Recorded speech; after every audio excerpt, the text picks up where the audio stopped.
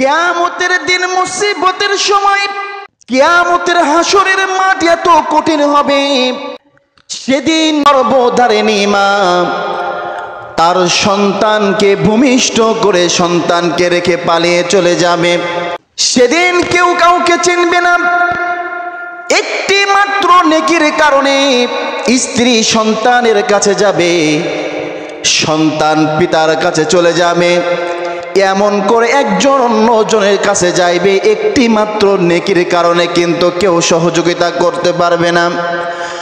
আল্লাহ রাব্বুল আলামিন বলেন, ইয়াউমা ইয়াফিরুল মারউ মিন আখিহি ওয়া উম্মিহি ওয়া আবিহি ওয়া সাহিবাতিহি ওয়া বানি লিকুল্লি ইমরিইম মিনহুম ইয়াউমাইযিন শাআনুন ইগনি।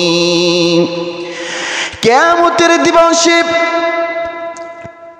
ভাই তার ভাই থেকে পালায়ন করবে, সন্তান তার পিতা থেকে পালায়ন করবে, তার স্ত্রী থেকে পালায়ন করবে। এমন পর্যায়ক্রমে সেদিন স্ত্রী সন্তান পিতা মাতা কেউ কোনোদিন সেই দিন সহযোগিতা করবে না। লিকুল্লি ইমরিইম মিনহুম ইয়াউমাইযিন শাআনুন ইগনি। সেদিন নিজের ব্যক্তিগত চিন্তা ছাড়া কোনো আহাল বর্গ, সন্তান, স্বামী, স্ত্রী কারোর চিন্তা করার মতন কোনো সময় থাকবে না। কিয়ামতের দিবসটা এমন একটি দিবস, মানুষ পঙ্গু পালের মতন দৌড়ানো শুরু করে দিবে।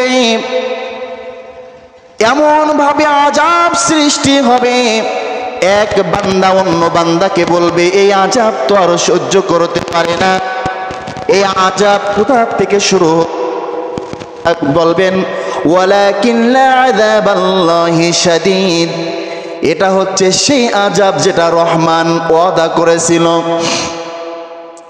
কিয়ামতের দিবসে মানুষ উলঙ্গ অবস্থায় থাকবেন। আম্মা জান আয়েশা রাদিয়াল্লাহু তাআলা আনহা একদিন আল্লাহ রাসূলকে প্রশ্ন করলেন।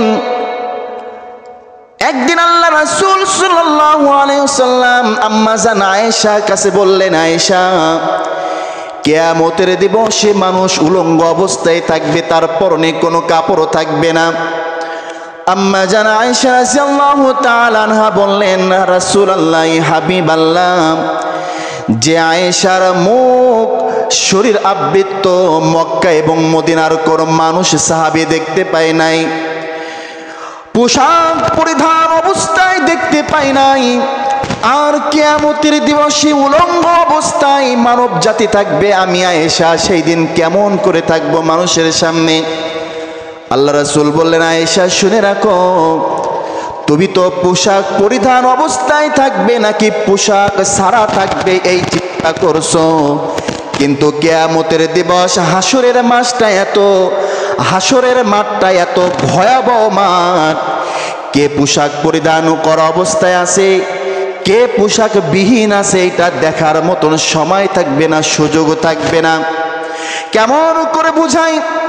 হঠাৎ করে একটা কোম্পানির ভিতরে, একটি গার্মেন্টসের ভিতরে আগুন ধরে গিয়েছে। আগুন ধরার পরে কিছু সংখ্যক মানুষের পরনের কাপড় পর্যন্ত পুড়ে গিয়েছে।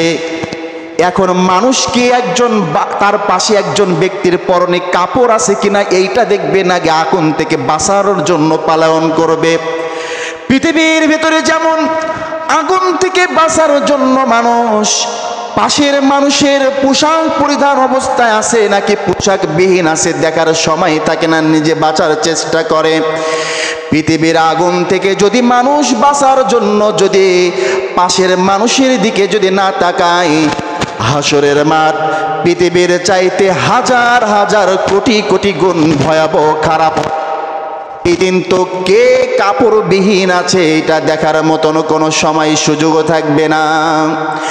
সেদিন মানুষ শুধু নিজে বাঁচানোর চেষ্টা করবে, ইয়া নাফসি ইয়া নাফসি, আল্লাহ আমাকে বাঁচান, আমাকে রক্ষা করুন।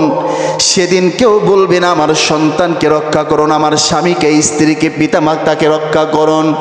তাহলে হাসরের মাটির জন্য যদি আমরা মালসামানা না নিয়ে যদি মৃত্যুবরণ করি, পরকাল আমাদের জন্য ধ্বংস হয়ে যাবে। এটাই হচ্ছে চূড়ান্ত।